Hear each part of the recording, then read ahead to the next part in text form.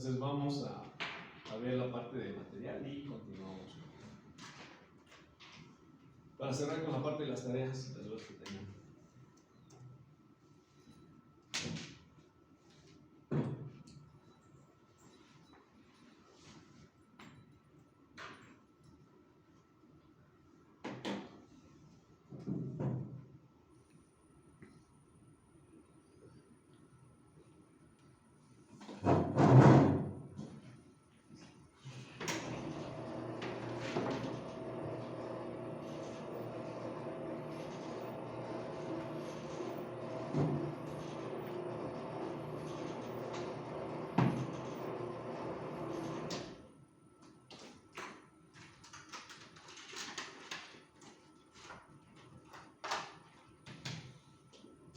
Bueno, entonces les comentaba la idea de los robots, por ejemplo los industriales que tenemos ahí abajo, tienen dos opciones de comandos, una que se llama MoveJ, que es moverse con respecto a articulaciones, y la otra que es MoveL, que es la idea de moverse con respecto a coordenadas cartesianas.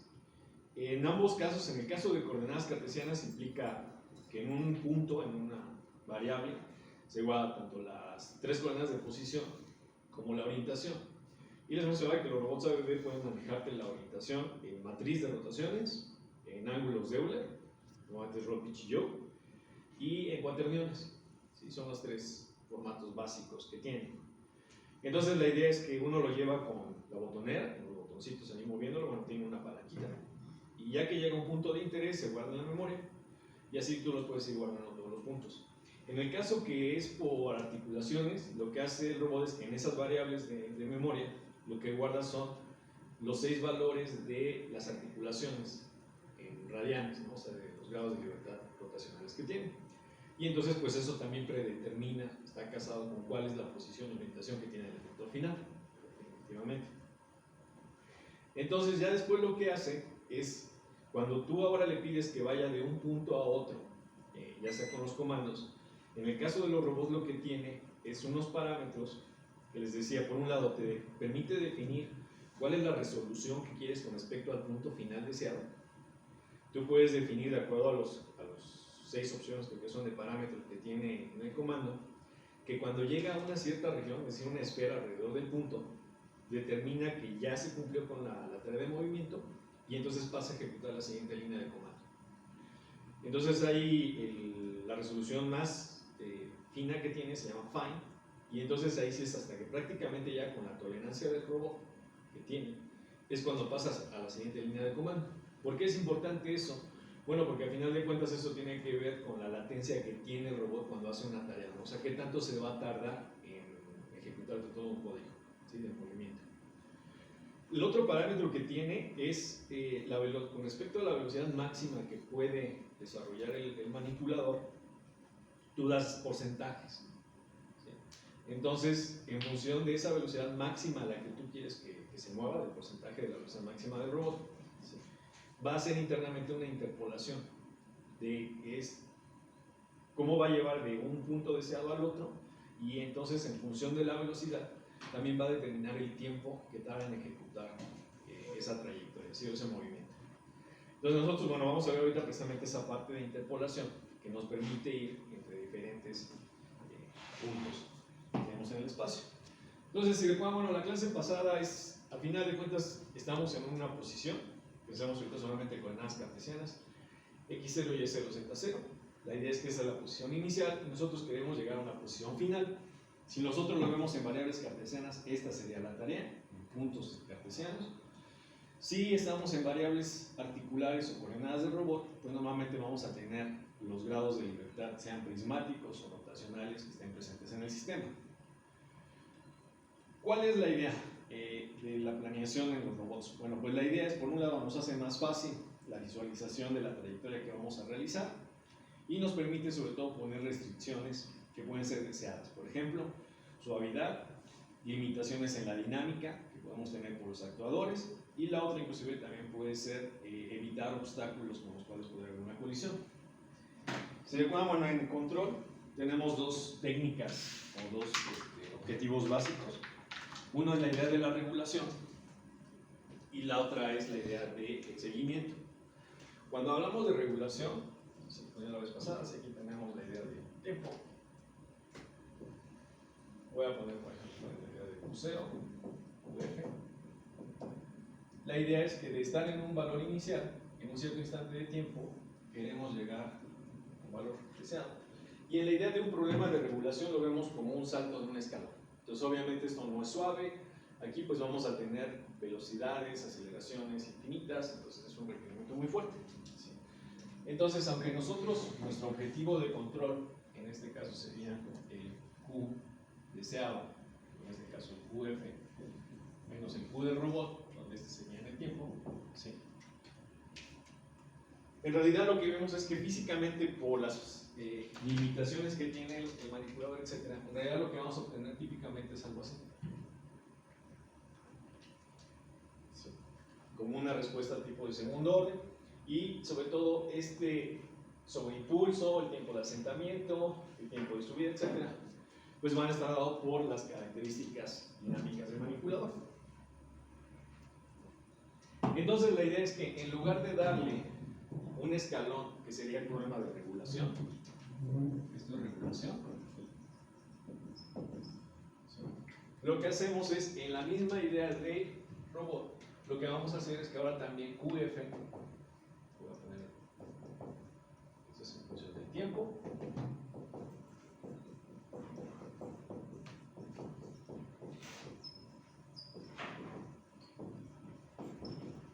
vamos a cambiar nuestro objetivo. En lugar de darle un escalón como una idea de regulación, lo que vamos a generar es una trayectoria suave, ¿sí?, que nos va a llevar de este valor a este de aquí, ¿sí? Y entonces lo que vamos a tener es que, al ser suave, por ejemplo, al satisfacer como la velocidad máxima que tenga nuestros motores, que nos puedan dar, etc., pero lo que vamos a tener es que en realidad la del robot, que sería la roja, con esta, pues se va a aproximar mucho más.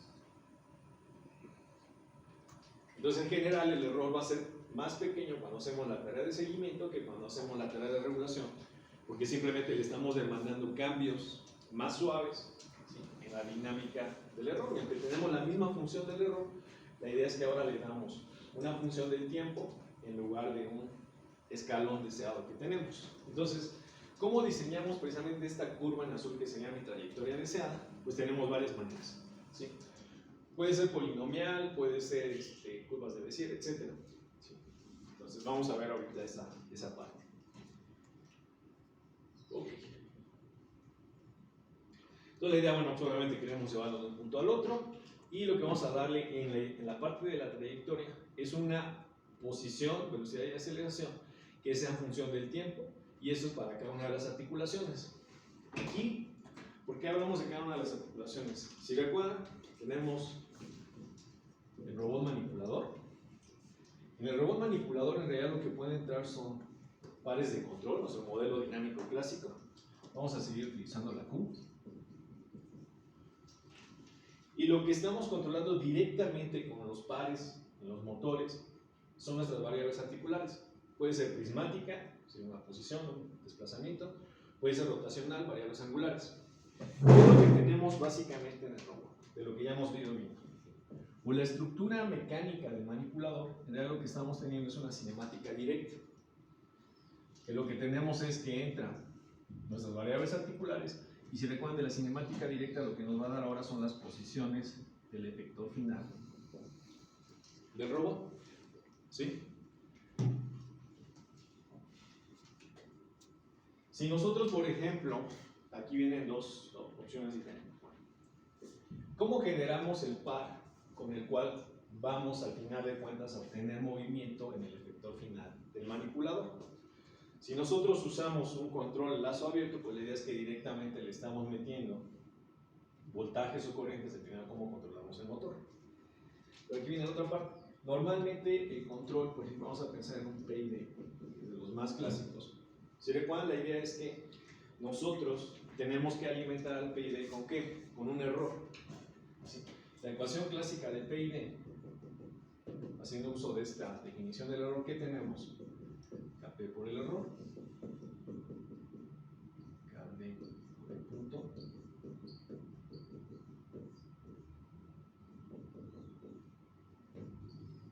¿sí? Entonces, ¿qué es lo que tenemos a la entrada del control? Pues tenemos el error de nuestro sistema. ¿Sí? Entonces aquí agarramos, ponemos nuestra variable deseada y retroalimentamos. Si estamos en el espacio articular, retroalimentamos con nuestra señal de medición. Aquí es donde, si nosotros tenemos un problema de regulación, ¿qué es lo que le damos? Un escalón, ¿sí? Un valor constante deseado. Si es un seguimiento de trayectoria, lo que le vamos a dar van a ser puntos, ¿sí? Para cada instante de tiempo que nos va a generar este error. ¿De acuerdo?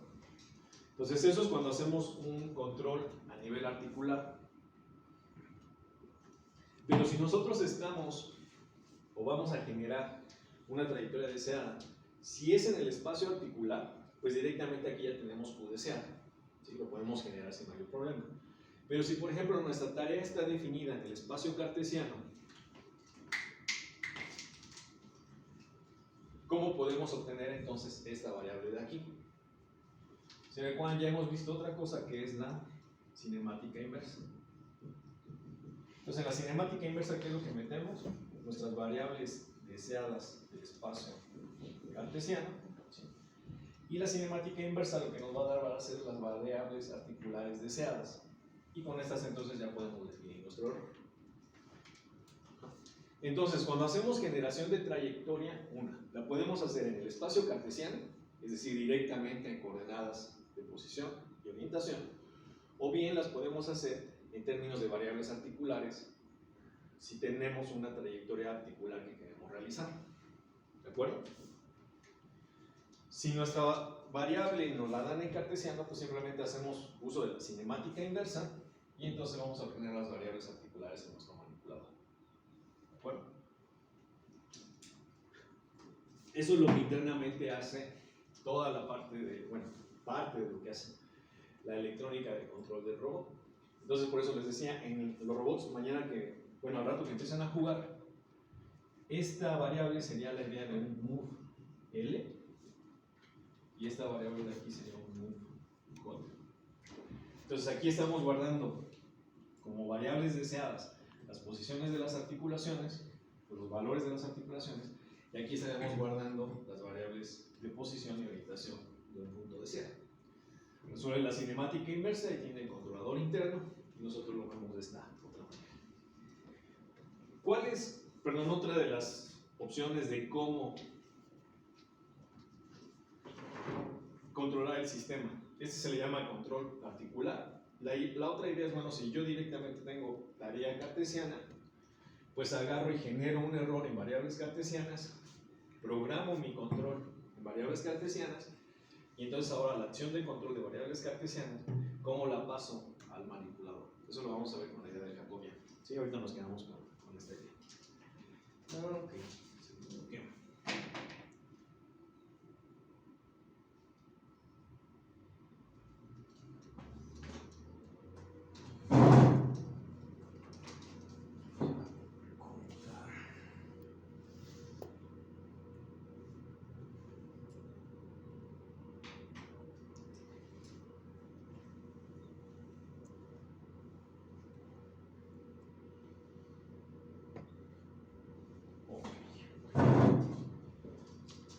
Entonces, esto es lo que nos referimos, que podemos tener o bien en espacio cartesiano, a nivel de posición, velocidad o aceleración para cada articulación, o bien en espacio cartesiano, ¿sí? Para que se den una idea de cómo hemos avanzado, la idea, uno de los muy famosos robots por allá de los años 60, los Puma, tenía una actualización de estas trayectorias a 36 Hz. Hoy hablamos de que la actualización de nuestras trayectorias es mínimo a 1 kHz, mínimo.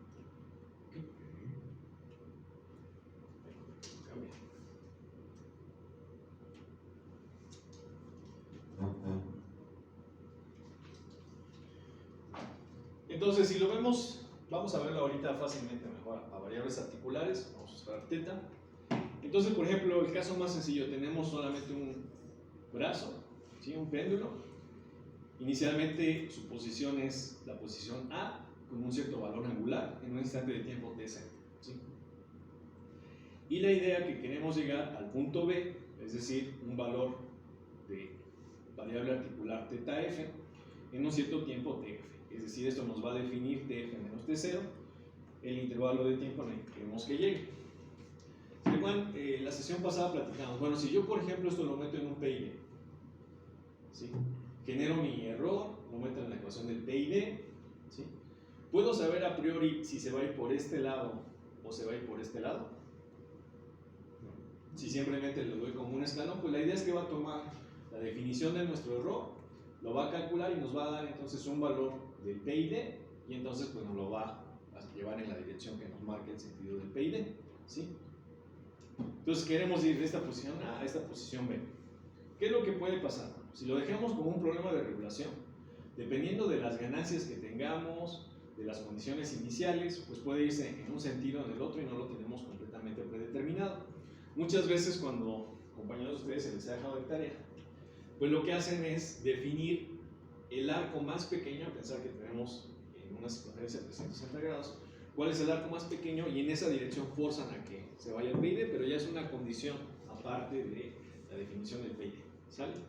¿Qué problemas tenemos o podemos tener? Bueno, pues podemos elegir dos trayectorias, obviamente, ¿sí? Y la idea es que quisiéramos mejor especificar una trayectoria punto a punto, que por ejemplo en un momento dado, ¿sí?, nos pudiera hacer evitar un obstáculo. Si pensamos, por ejemplo, esta trayectoria, en un momento dado tenemos un obstáculo con el cual podríamos colisionar, pues quisiéramos realmente forzar esta trayectoria de acá. ¿Cuál es la manera de hacerlo? Pues en lugar de darlo como regulación, lo damos como una trayectoria en el tiempo, con la cual vamos a ir teniendo pequeños avances en cada instante de tiempo, ¿sí? Entonces tenemos un valor articular θ0, tenemos un valor θf y queremos llegar en un intervalo de tiempo tf. Para llegar de este punto a este valor, ¿sí?, y en este tiempo, si queremos llegar a este punto, pues obviamente podemos tener muchas trayectorias con las cuales conectarlo, hacer una interpolación. La más básica pues sería, si queremos llegar en el camino más corto, pues la línea recta, ¿sí? Entonces si nosotros definimos una línea recta, calculamos la pendiente, ¿sí?, para llegar en este tiempo, pues podemos determinar nuestro polinomio, bueno, una línea recta en este caso. ¿Qué es lo que va a pasar? Que en el caso de una línea recta, cuando tengamos aquí, pues obviamente la velocidad con la que vamos a llegar va a ser el valor de la pendiente y obviamente no es cero en este punto. Entonces típicamente nos vamos a pasar y el robot va a tener que regresarse y al final va a tener que hacer aquí algunos pequeños transiciones para llegar y finalmente quedarse cerca del punto deseado. Entonces, en lugar de utilizar una línea recta, ¿qué podemos hacer? Pues podemos utilizar ecuaciones polinomiales que lo que nos van a definir son curvas, ¿sí? Podemos tener la curva de aquí abajo, la de acá. Se dan cuenta, todas estas satisfacen que partimos de la condición inicial en el tiempo t0 y llegamos al valor deseado en el tiempo tf.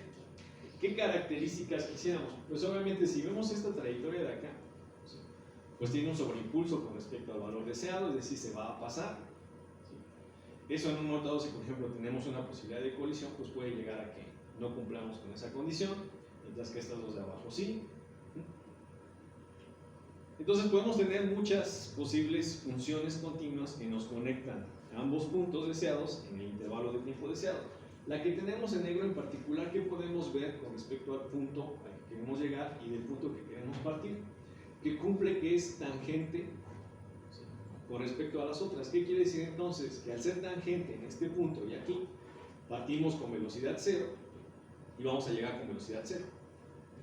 Entonces eso va a hacer que inclusive nuestro error al principio, en condiciones iniciales o en el transitorio, el error de velocidad va a ser más pequeño, ¿sí?, y lo mismo va a pasar en el error en estado estacionario. ¿Por qué? Si la idea es, por ejemplo, aquí, o no, por ejemplo en esta, si vemos aquí la pendiente en este punto es más alta, quiere decir que en la trayectoria deseada tendríamos una velocidad diferente de 0. Si nuestro robot realmente está partiendo de 0, entonces esa diferencia pues va a ser un error que tendríamos en la parte de velocidad. Y eso va a hacer que el valor del par en las articulaciones sea alto. Si por ejemplo igual al principio nuestra condición inicial está muy lejos de nuestra trayectoria deseada, pues va a hacer que este término sea muy grande y nos va a dar un sobreimpulso muy grande. Entonces entre más cercano y sobre todo cumplamos las condiciones de velocidades 0 en este caso, en los puntos inicial y final, pues vamos a tener trayectorias más suaves. ¿Cómo obtenemos una función en dominio del tiempo? de este tipo. ¿Sí? Bueno, una de las maneras más sencillas es lo que se le llama las splines polinomiales, ¿sí?, de interpolación, y la más común es la que tenemos de orden 3, o que llamamos cúbica. Podemos tener de orden 5, de orden 7, dependiendo las restricciones que queramos poner en nuestro problema. Si tenemos una ecuación cúbica, polinomial de orden 3, pues quiere decir, en el dominio de tiempo vamos a darle precisamente, en lugar de darle el escalón de nuestro valor deseado, le vamos a dar una función del tiempo, ¿sí?, de orden 3. Entonces tendríamos 4 coeficientes, A0, A1, A2, A3, ¿sí? Y entonces, si nosotros lo que queremos es ajustar estos 4 coeficientes a la trayectoria que queremos diseñar en nuestro sistema, pues quiere decir que podemos satisfacer 4 restricciones de nuestro problema. ¿Cuáles serían esas restricciones?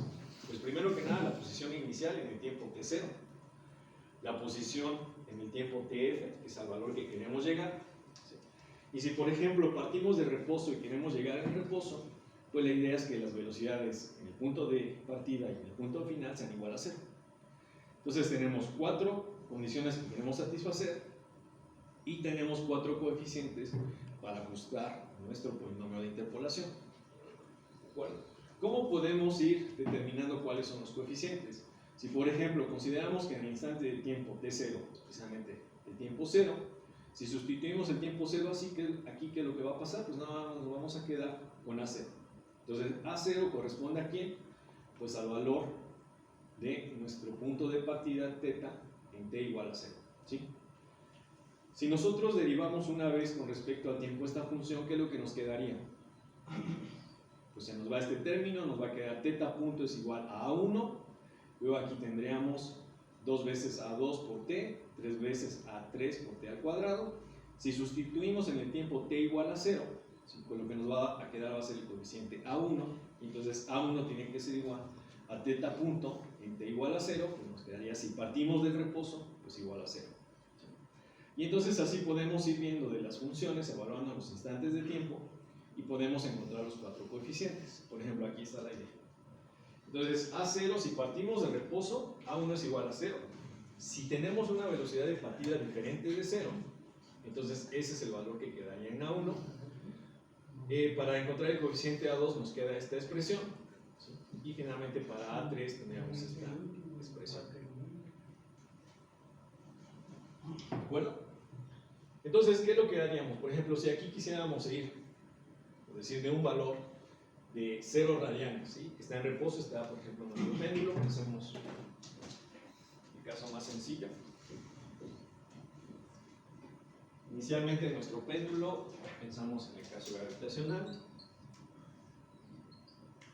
y aquí estamos definiendo θ igual a 0. Y pensamos que nuestra variable deseada es llevarlo a esta posición, pi medios. Igual, si nosotros pensamos en nuestro problema de regulación, definimos nuestro error, entonces el error en el instante t igual a 0, en este problema de regulación, ¿cuánto sería? Completamente pi medios. Y es un valor muy grande, entonces eso va a hacer que en nuestro error, ¿sí?, este valor va a ser grande y le va a dar un pico en el actuador. Si en lugar de esta idea como escalón, nosotros le vamos a dar una función suave, la idea es que en el primer instante de tiempo pensamos que vamos avanzando, por ejemplo, de punto a un radian. Entonces, de iniciar en 0, si pensamos en un problema de regulación, ¿sí?, para nuestro siguiente instante de tiempo, lo que tendríamos en realidad, si vamos avanzando, por ejemplo, de 0.1 radian en 0.1 radian, lo que vamos a tener aquí sería un error de 0.1 radian. ¿Qué es lo que va a hacer eso? Pues que a la hora de calcular esta ecuación, ¿sí?, pues nos va a dar una acción de control más suave, ¿sí?, y nuestro error al principio, que iba a ser de pi medios, en realidad va a ser mucho más pequeño y vamos a tener una acción de control más suave. Nuestra trayectoria va a ser mucho más suave que esta que tendríamos aquí, y eso es lo que conseguimos con este tipo de interpolación. Bueno, un ejemplo muy sencillo, por ejemplo, aquí tenemos, vamos a considerar un robot de solo 1 grado de libertad, una articulación rotacional. el cual está en reposo, en un valor de θ igual a 15 grados, ¿sí? Y la idea es que queremos llevarlo de manera suave, ¿sí?, a un valor de 75 grados en un instante, un intervalo de tiempo de 3 segundos. ¿Sí? Entonces, ¿qué es lo que hacemos? Ajustamos nuestro polinomio de orden 3 y entonces nos quedan estos 4 coeficientes en nuestra ecuación del polinomio. Si sustituimos en la ecuación del polinomio cúbico, esta sería nuestra expresión de θ.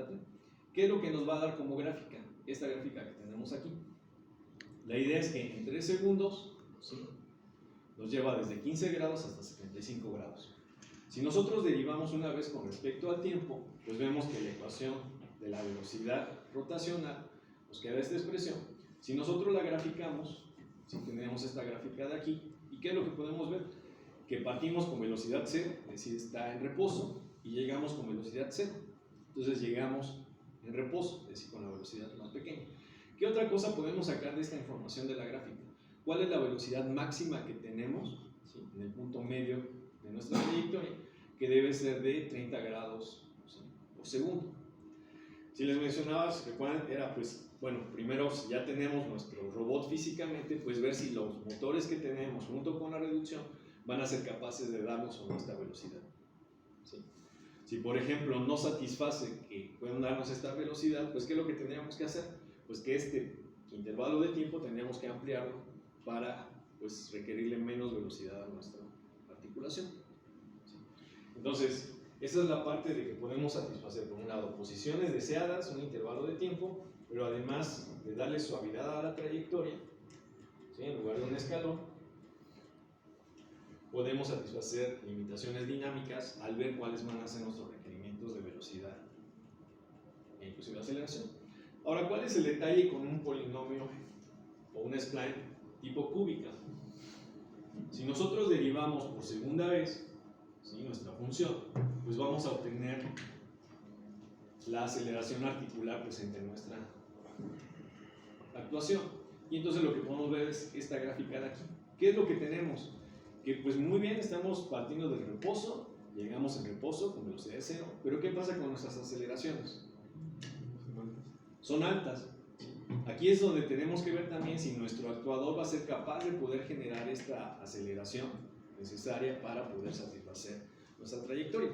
Aunque nosotros le pongamos esta trayectoria, si la aceleración que nos den los motores no satisface esta o no puede alcanzar este valor máximo y este mínimo, pues entonces no vamos a poder cumplir en el intervalo de tiempo deseado.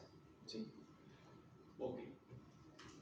Ahora, si nosotros quisiéramos, de lo que ya vimos ahorita, forzar también que las aceleraciones fueran 0 en el instante de tiempo t igual a 0 y 0 en la llegada, ¿qué tendríamos que hacer o qué podríamos hacer con nuestra trayectoria?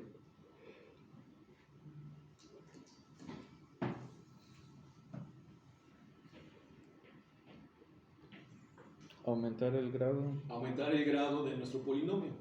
Ya vimos, un polinomio de orden 3 o cúbico nos permite satisfacer 4 restricciones de nuestra trayectoria. Si por ejemplo nosotros queremos satisfacer ahora también que las aceleraciones en el tiempo de partida y tiempo de llegada al final sean 0, tendríamos 2 restricciones más. ¿Sí? Entonces, ¿cuántos coeficientes más necesitaríamos aquí? 2. Otros 2, y entonces nos iríamos a un polinomio de orden 5. Entonces, con un polinomio de orden 5, lo que vamos a poder forzar es, por ejemplo, que también la aceleración, tanto la velocidad y la aceleración, sean 0 en la partida y en la llegada. ¿A dónde estamos mandando el problema? En el siguiente orden de derivación. Bueno, ya la tercera derivada es normalmente lo que llamamos el jerk. Entonces ahora es el jerk donde tendríamos un valor diferente de 0, la partida y la llegada. Por ejemplo, polinomios de interpolación, ahí era lo que el otro día también mencionamos. Bueno, pues con esto, ¿qué podemos hacer? Pues con esto podemos empezar a hacer optimización. Por ejemplo, lo que platicamos, bueno, si nuestro motor ya sabemos cuál es la velocidad máxima que puede generar, cuál es la aceleración máxima que le podemos poner, esas serían limitaciones en nuestro problema de ajuste del polinomio. Entonces, por ejemplo, si yo quiero, sabiendo que tengo que satisfacer una velocidad máxima y aceleración máxima de mis actuadores, ¿cuál es el menor tiempo posible en el que yo puedo llegar de un punto inicial a un punto final? Entonces, lo que voy a hacer es que los coeficientes de mi polinomio van a ser los grados de libertad de mi función, Mi función objetivo puede ser minimizar el tiempo, minimizar la velocidad, minimizar la aceleración, de lo que yo quiera. Y entonces ya en un programa de optimización, estos coeficientes ya no los obtengo de esta manera, sino que el problema de optimización me lo resuelve. Por ejemplo, con el doctor Carlos, en unos robots, no, ya no está aquí, ya se llegó este momento. Estuvimos utilizando polinomios de orden 7 para hacer un ajuste de optimización, ¿sí?, en la trayectoria deseada. Ahora, lo interesante sería, bueno, ¿qué pasa o qué podría yo hacer para que todas las derivadas, tanto en t igual a 0 como en tf, valieran 0? Por un lado, pues sí, primero pensaría en un polinomio, ¿sí?, de orden infinito, lo cual pues, obviamente no existe. Entonces, ¿qué otra cosa tenemos? Tenemos una interpolación que se le llama curvas de Bézier. O sea, las curvas de Bézier lo que tienen la característica es que todas las derivadas en el punto inicial y en el punto final de la interpolación valen 0. ¿Cuál es el detalle? Que en la parte intermedia va definido que se le llama como puntos vía, puntos por donde tiene que pasar esa aproximación para satisfacer que esas derivadas valgan 0 al principio y al final. Entonces lo que va haciendo es meter puntos intermedios para poder ir generando esa interpolación. Ya son las curvas de Bézier. ¿A qué nos referimos con puntos vía o puntos intermedios? Si por ejemplo lo que veíamos hace rato, si por alguna razón la velocidad máxima que me dan mis saltadores no la puedo satisfacer con el polinomio de orden 3, pues lo que puedo hacer es, ok, yo quiero ir del punto A al punto B, no lo puedo llevar en un solo polinomio, en una sola trayectoria, porque me excede problemas de velocidad, de aceleración, etc. Lo que puedo generar son puntos intermedios, ¿sí?, o puntos vía. La idea es que entonces lo que voy a hacer es una concatenación. Para cada punto vía voy a tener asociado una marca de tiempo. Entonces yo quiero que de mi punto A llegue a mi primer punto vía en un cierto instante de tiempo. Después de este instante de tiempo al tiempo vía 2, voy a hacer ahora una interpolación entre este punto y este. Y finalmente de este punto vía voy a llegar a mi valor deseado final.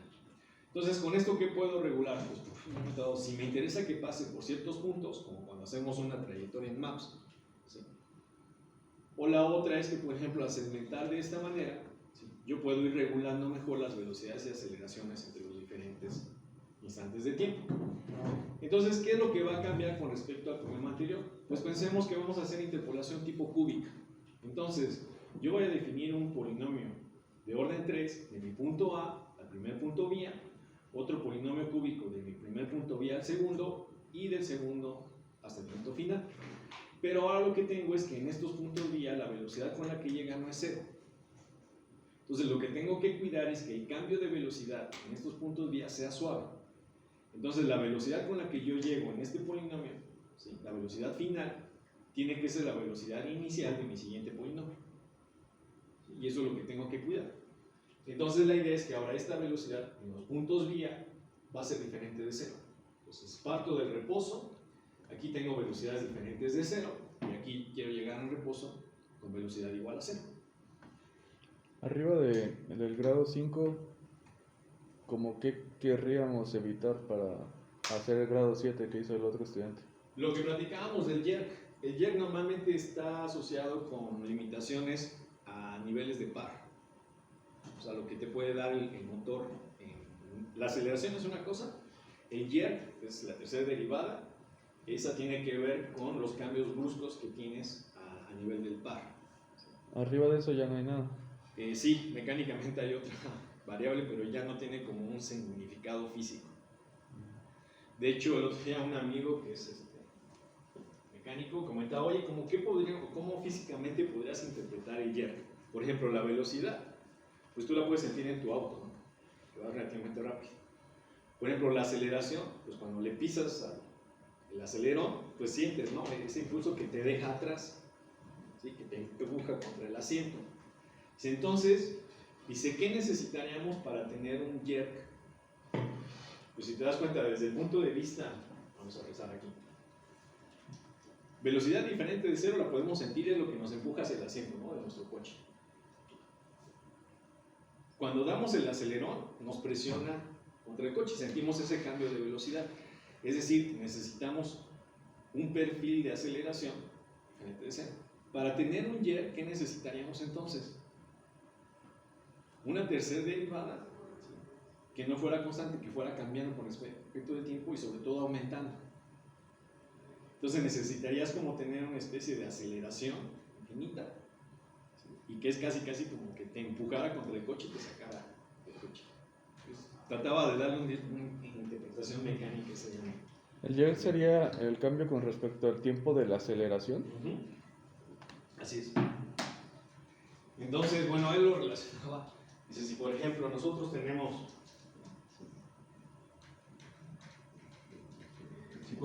una aceleración constante, ¿sí?,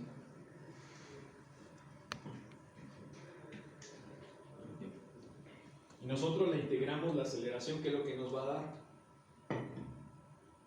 La velocidad. O sea, si nosotros integramos la aceleración, ¿qué es lo que teníamos? Una velocidad, ¿sí? Si yo tengo una aceleración constante, ¿cómo va a ser la velocidad? Variable. Una rampa, ¿sí? Entonces, yo aquí, por ejemplo, en el coche empiezo a acelerar, mantengo el pie en el acelerador, y entonces siento cómo la velocidad empieza a aumentar, y siento esa sensación. Si yo ahora, por ejemplo, tuviera entonces un YER o una derivada 3 constante, y yo integro una vez, ¿cómo se vería mi velocidad? Bueno, mi aceleración. Como una recta. Mi aceleración ahora es la que se vería como una rampa. Ahora yo integro y voy a obtener acá mi velocidad. Si yo integro la rampa, ¿cómo se vería mi velocidad? Una parábola. Como una parábola. Si te das cuenta, la idea es que ahora esta era aumentando. Entonces, para tener una tercera derivada, es decir, un YER diferente de cero que fuera constante, tú tendrías que estar acelerando en una forma de rampa constantemente. Y ese es el efecto que tú sentirías del YER. Pero ya la cuarta derivada sí, no tiene mucho sentido.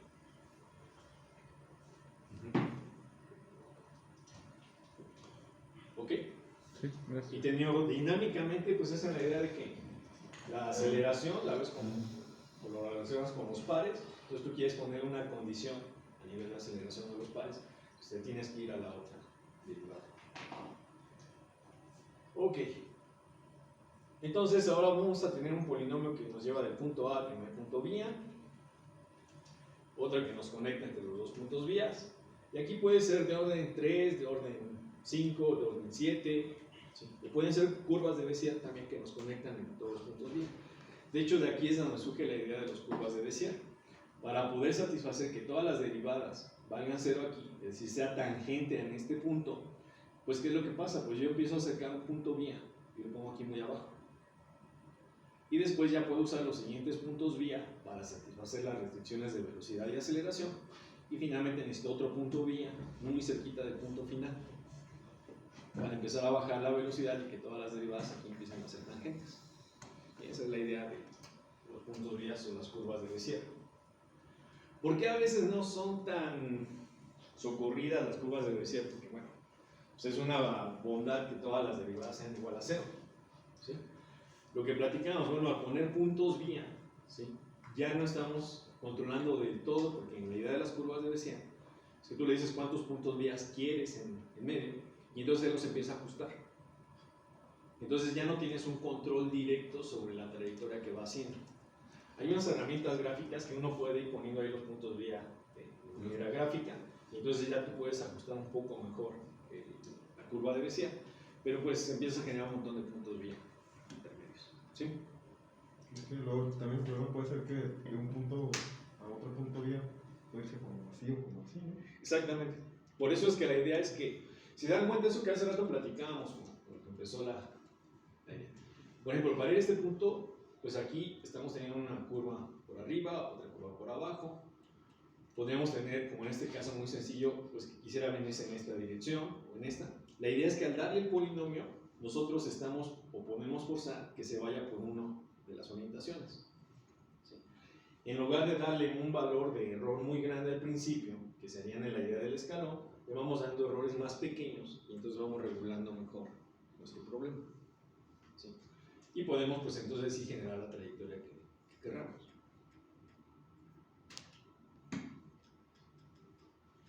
Entonces, ¿qué es lo que cambia cuando tenemos velocidades diferentes de cero? Pues la idea es que estas restricciones se vuelven diferentes de cero, tenemos ahora sí un valor, resolvemos nuevamente para nuestros 4 coeficientes y entonces lo que vemos es que los coeficientes, ¿sí? Estas son las 4 restricciones que queremos satisfacer y esto sería el valor de los 4 coeficientes que necesitaríamos programar. Entonces con esto, bueno, pues ya podríamos generar una trayectoria, ¿sí? Para ir, se dan cuenta, esto nos lleva de un valor inicial a un valor final deseado. ¿Sí? Pero si por ejemplo nosotros queremos o quisiéramos hacer que nuestro efector final trazara un círculo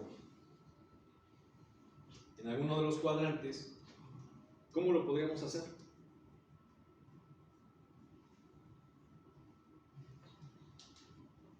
Sí siguieron ahorita toda la idea del polinomio, ¿no? Podemos pensar en un polinomio de orden 3, por ejemplo aquí es utilizando unos puntos vía, ¿sí? Simplemente pues hay que definir cuántos puntos vía queremos, eso es lo de menos. Podríamos irnos a uno de orden 5, con lo cual pues podemos generar la parte de controlar la aceleración igual a 0. También podemos hacer uso de funciones lineales con extremos parabólicos. ¿Eso por qué? Porque pues normalmente entre un punto inicial y un punto final el camino más corto es nuestra línea recta, pero nuevamente si llegamos con una línea recta aquí la velocidad va a ser diferente de 0 y aquí también. Entonces lo que hacemos es primero ponemos un polinomio, nos vamos en línea recta y finalmente llegamos con un polinomio, unos extremos parabólicos, ¿sí? Con eso lo podemos solucionar. Entonces ya vemos que podemos generar pues, un montón de cosas, pero siguiendo la idea del esquema de control que tenemos ahí. Imaginemos nuestro caso más sencillo, tenemos aquí L1, L2, este es mi efector final, le defino θ1, y aquí voy a definir θ2. Entonces tengo mi robot de 2 grados de libertad y por ejemplo queremos hacer una circunferencia aquí, o inclusive el caso más sencillo. Vamos a olvidarnos de esta, vamos a ponerle unidad.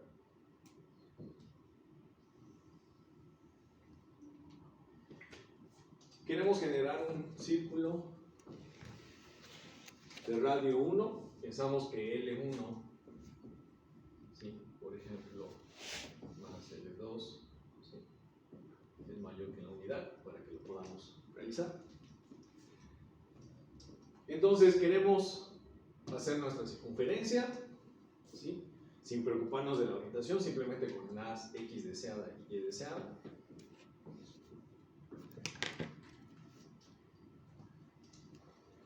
Entonces, obviamente, este es un problema de seguimiento de trayectorias. Y aquí no podemos hacer regulación. Partimos de una condición inicial en nuestro robot. ¿Sí? Vamos a ponerle X igual a 0. Vector final.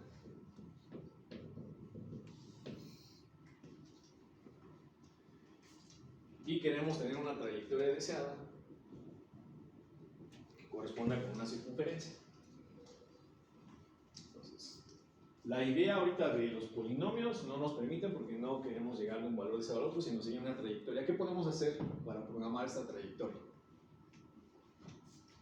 ¿Separarla en 2 trayectorias? Separarla en 2 trayectorias. ¿En cuáles serían esas 2 trayectorias?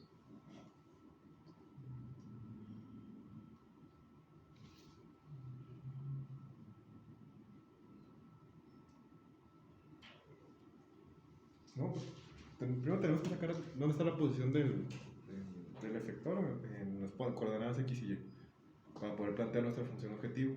Ok. De ahí podríamos meter una restricción con respecto al cómo queremos que vaya dando el sentido del ángulo. O sea, que vaya o creciendo o decreciendo. Ajá. Porque pues tal vez me puede ir así y luego se regresa para acá y luego para acá, no tiene caso. Normalmente, bueno, sí, puede ser una de las maneras. Si queremos forzar un sentido, se dan cuenta, bueno, θ1 tenemos ya definido nuestro sentido. ¿Cuáles son las ecuaciones paramétricas del círculo? R coseno de teta y R seno de teta. X deseado de t igual a r, donde r es nuestro radio, por el coseno, aquí, omega de t.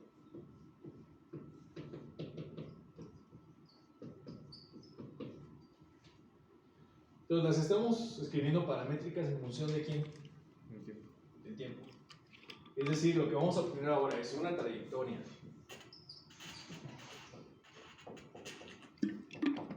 para x deseada y una trayectoria para y deseada. Si por ejemplo le estoy poniendo de esta manera, digo, nuestro radio es igual a 1, pues, lo que queremos hacer ahí. Entonces, x deseada en t igual a 0, ¿dónde empezaría? ¿Y qué me describiría? Un coseno de la frecuencia de W. ¿Sí? Entonces, el coseno en 0, ¿cuánto vale? 1. 1.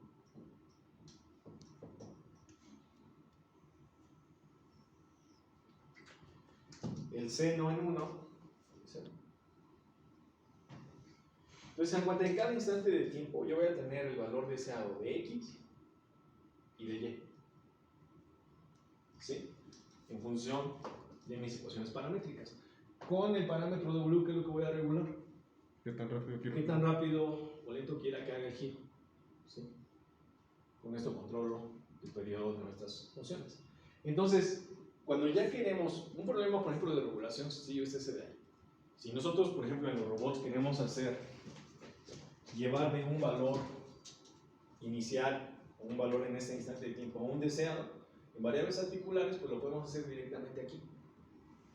¿Sí? Y con polinomios de interpolación de este tipo.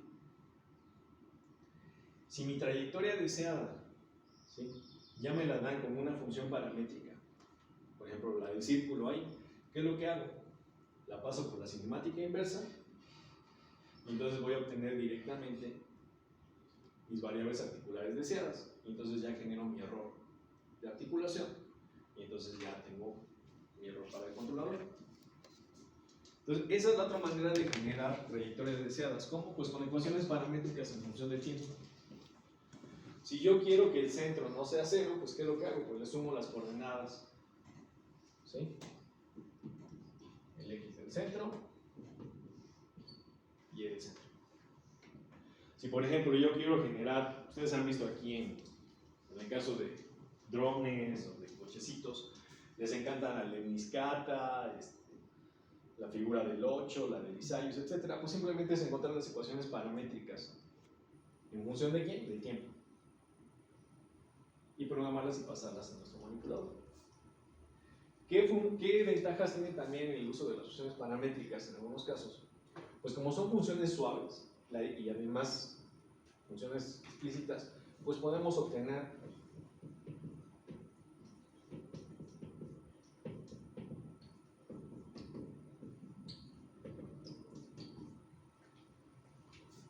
sus derivadas, aceleraciones, velocidades, etc.